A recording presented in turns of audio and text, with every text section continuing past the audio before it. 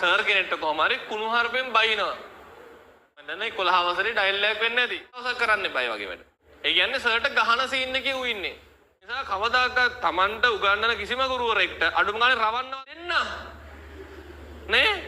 Town එකේදී හවුයක් කියනවනේ. පාරේදී අල්ල ගන්න.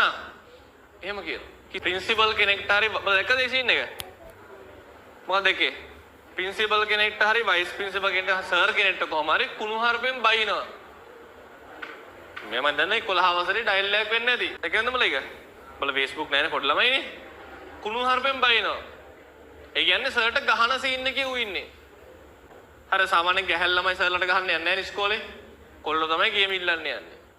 කවදාකවත් කරන්න බෑ ඒ වගේ වැඩ.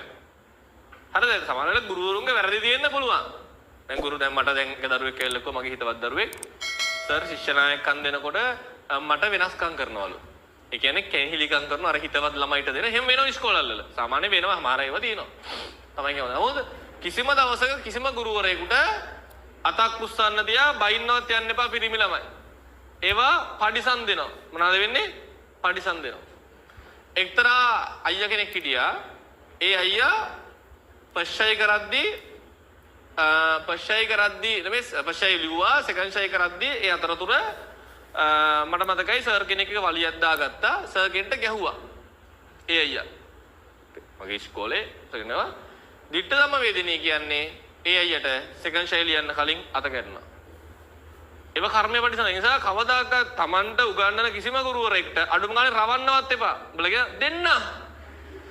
නේ? ටවුන් එකේදී හවුයක් කියනවනේ. පාරේදී අල්ල ගන්න.